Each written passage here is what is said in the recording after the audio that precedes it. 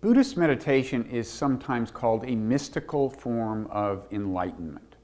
Now, what does that mean? Well, it depends on who you ask, but William James, the great American psychologist whom we heard from in the first lecture, said that there are two hallmarks of a mystical experience. He said that first, it is noetic, and second, it is ineffable. By noetic, he meant that there is a sense that knowledge has been imparted, that some deep insight has been apprehended. And by ineffable, he meant that it's hard to express exactly what the experience was like, why the person is so convinced of the truth of this deep insight. And if you want an illustration of what exactly James meant by ineffability, one thing you can do is talk to a kind of serious Buddhist meditator who has had the experience while meditating of not self. And by that, I don't mean the kind of modest version of not self that we've talked about, where you say, well, I don't have to identify with that particular feeling. That feeling doesn't have to be part of myself. I mean full-on, extreme not self, where the person becomes convinced that there is no self in there. If you ask such a meditator to kind of describe the experience, often what you'll hear is, sorry, I can't describe it. Sometimes you find somebody who is game, who will give it a shot. And even then, when they start talking about it, you kind of see what James meant by ineffable, that it does defy really clear articulation. Well, anyway, one person who agreed to talk to me a little about such an experience is Rodney Smith. He's a very highly regarded meditation teacher and the author of a book called Awakening. And I asked him to try to recall the very first meditative experience he had when he became convinced of the truth of the not-self doctrine. In words, which already throws me way off, stillness. There was no contention. Okay, and then therefore it was. It felt stillness was not a contained state. It was infinite stillness, because there was no distance. Infinity comes into play when there isn't any distance. Mm-hmm. It's the only time it comes into play. So when there is no object that is counter to yourself, or yourself that is counter to an object, then there is infinity. So I would say infinity. I would say stillness. And universal awareness.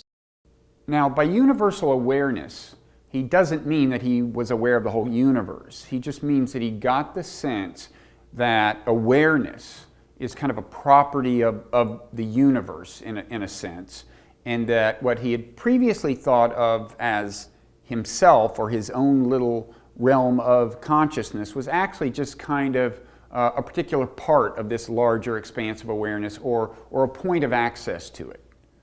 It's like, here's an example.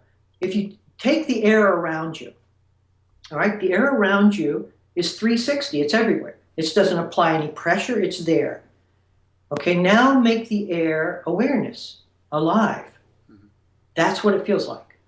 It feels like you're being surrounded, internally and externally, by something that is not self-generated.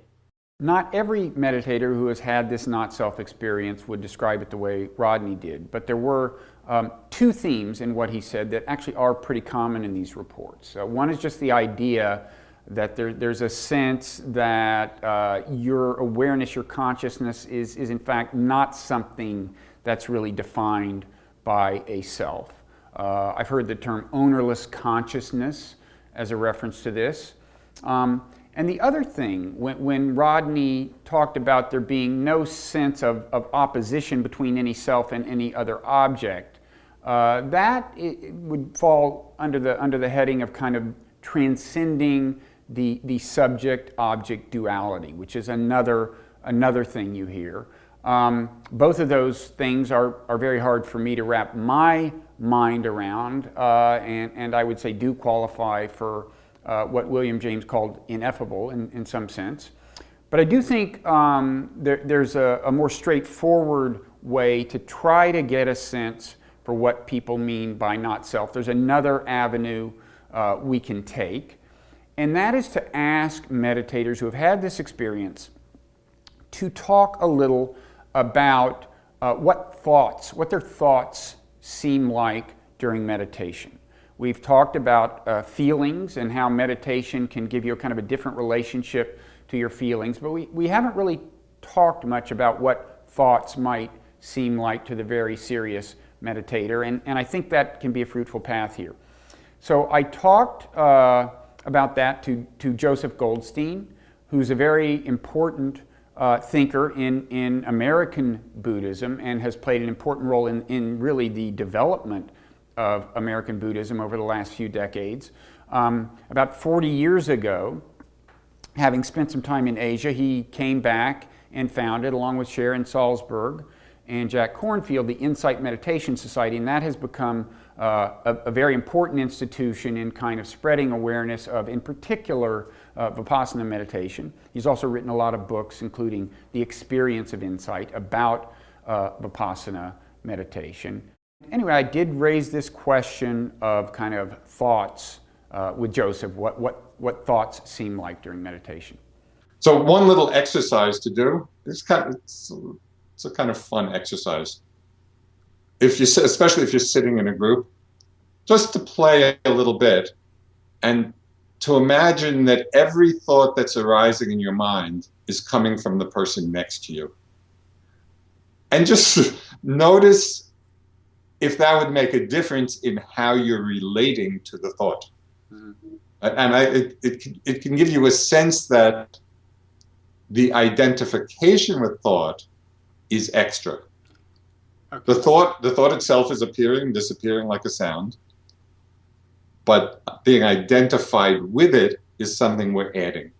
Okay, so then in meditation there can be the sense that thoughts are just kind of coming out of nowhere, so to speak, almost like voices, although it's not like you're hearing things maybe literally, but it's more like... Correct. As you might guess, the way he put that reminds me of the modular view of the mind. In the modular view of the mind, the conscious mind doesn't really generate the thoughts, but rather the thoughts are generated by some modules outside of the realm of consciousness. Michael Gazzaniga, an adherent of the modular view of the mind, whom we've mentioned, and who did those split brain experiments that we talked about earlier, has put it this way.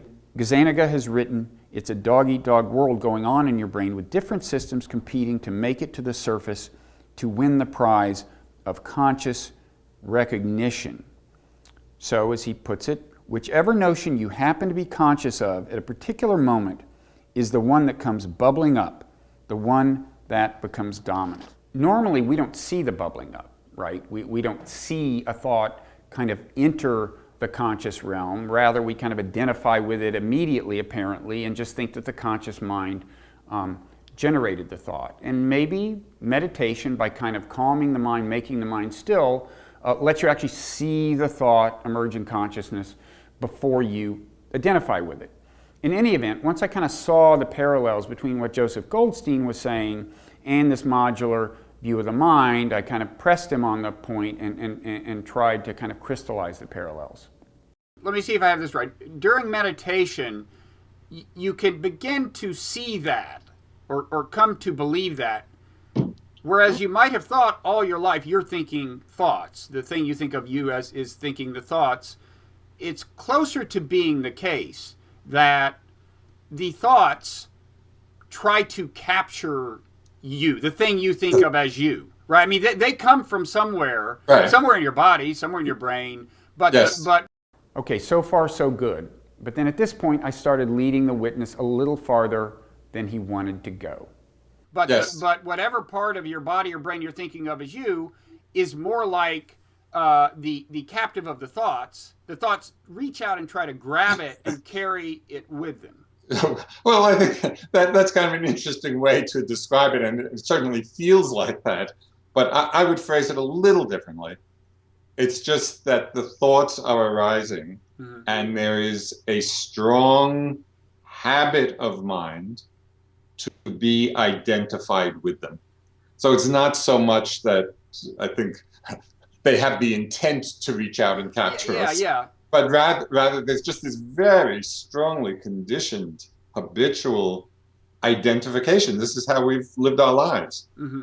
And it takes a practice to break that conditioning, to be mindful of the thought rather than to be lost in it. Okay, so Joseph says it's going too far to think of the thoughts as actually alive and trying to capture your attention, and I think that's going too far too. But he also said that that's what it feels like, and that makes sense in terms of a modular view of the mind. If a module, having reached a certain level of activation, succeeds in kind of propelling a thought into your consciousness, it might seem that the thought has a certain vibrance. In any event, Joseph's basic report that during meditation, often it seems like you are not the one thinking your thoughts, that report is quite common. I've heard a number of meditation teachers say, thoughts think themselves. Now, I'd say that's not exactly right. I'd say modules generate the thoughts, but again, it might seem to you like the thoughts think themselves because the modules are kind of outside of the realm of consciousness, so the thoughts seem to enter consciousness of their own accord.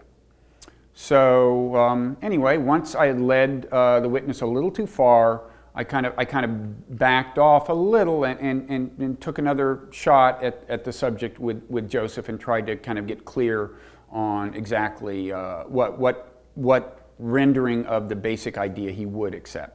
But let me just put it this way: thoughts become to seem much more like active things than the things than passive things. In other words, they're actors in your consciousness that you've got to deal with, and you're in the habit of going along with them. But that's not necessary.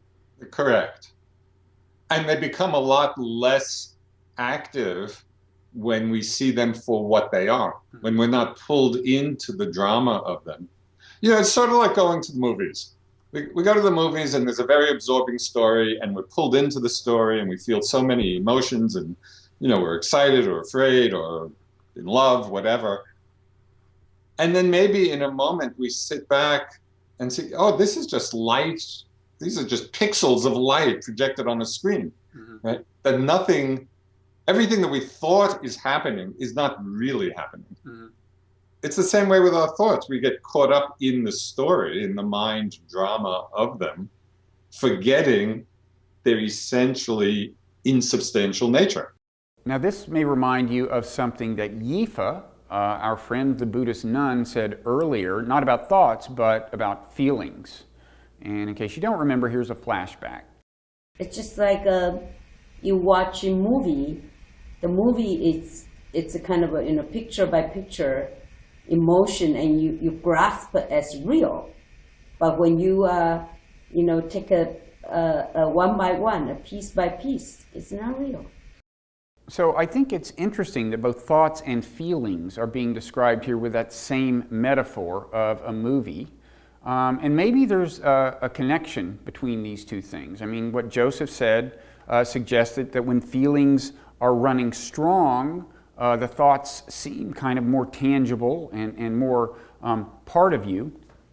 And as I said earlier, there is the view that even when feelings aren't running really strong, still thoughts tend to have a kind of an affective quality, some kind of feeling tone associated with them. And if so, it could be that the feeling associated with the thought is kind of what attaches it to you, what makes it feel part of yourself, what inclines you to kind of own it. So the feeling tone of a thought then becomes a kind of cement. That's mere conjecture, but I think it's kind of plausible conjecture, and certainly it would explain why it is that as you meditate and the mind gets more calm and still, and the feelings seem to lose their power, then the thoughts also seem less tangible and a little more remote. In any event, the kind of practical upshot of this is pretty clear. So when we have that basis of wisdom about the nature of thought, then we have more power to choose, okay, which thoughts are helpful, which are going to serve me, serve others, then we act on them. Mm-hmm. Which thoughts are not so helpful, those we can more easily let go. Okay, so that brings us back to the more modest version of not self. In other words, just thinking, well, there are these feelings I don't have to own, or there are these thoughts I don't have to own, I don't have to consider part of myself. And you view it that way, but without really letting go of the concept of the self. But it could be that this modest version of not self leads kind of naturally to the more extreme, all-encompassing version of not self. In other words, you start out thinking, well, I don't have to own that thought, I don't have to own that feeling. And then you might start to think, well, then in principle I don't have to own any of them, and the implications of that might dawn on you. Anyway, I ran this idea past Joseph. So we've said you don't really have to identify with your thoughts, even if you're in the habit of it. We earlier said you don't really have to identify with your emotions, even if you're in the habit of it. And this is, you can kind of see how, if you start looking at all aspects of subjective experience like this, you could be led to doubt the very existence of self. And this is the logic, to some extent, of the Buddha's argument for the non-existence of self, right? As framed in the context of what are called the five aggregates. Yes. The way Buddhist thought divides your experience into these five aggregates, some of which we've talked about. Yes. That's the logic of the argument, right? There's nothing in your experience that you are really intrinsically identified with. Exactly. Okay, so there's a kind of organic connection between the modest and extreme versions of the not self doctrine, in at least a kind of logical, intellectual sense. In other words, you realize that you don't have to identify with some of your thoughts or feelings, and then you realize that, well, in principle, you don't have to identify with any of them. But what about experientially? What about the feeling of not self? Is it the case that if you start out kind of feeling through meditation that, wow, I don't really have to own this particular feeling or this particular thought, does that naturally lead you to get where, say, Rodney Smith was, and have the experience of full-on not self? Well, in a way, Joseph Goldstein seems like a good example of this. So do you mean you have a sense of distance from your consciousness itself? I wouldn't so much say use the term distance as non-identification with. Mm-hmm. There's the experience of consciousness and every object of thoughts, emotions, sensations. Well, so there's the experience without being identified with them. okay. And that's when we begin to get a sense of the selfless nature. Now that doesn't sound exactly like Rodney Smith's description of the experience of not self, but it's kind of moving in that direction. It does sound this theme of ownerless consciousness. And that raises a question. When you are not identifying with your consciousness, where is the you that's not identifying with it, right? When you're seeing not self, don't you have to be seeing it from some perspective? Well, I guess you have to be there. I mean, I guess this is what William James meant by ineffable. But it does remind me of a question raised by Leda Cosmides, the psychologist we heard from earlier, when she was talking about mental modules, which she was calling mechanisms, and she was talking about how pervasively they influence our perception. And here's what she said. There's always some psychological mechanism doing something. It's creating our experience of the world. It's creating our perception of the world. That's why I wouldn't say that domain-specific mechanisms color our perceptions. I'd say that they create our perceptions. That there's no such thing as perceiving the world in a way that doesn't involve carving it conceptually into pieces. There's no point of view from nowhere. Okay, in the next lecture, we're going to ask whether there is a view from nowhere, and if not, what the closest thing to that is. Or to put it another way, we're going to look at the Buddhist concept of enlightenment from the standpoint of evolutionary psychology. And we're going to do some other things in that lecture. After all, it's the final lecture. I'm going to try to wrap up a number of the threads that have been running through this course and render a kind of evaluation of key points of Buddhist thought from the standpoint of modern psychology.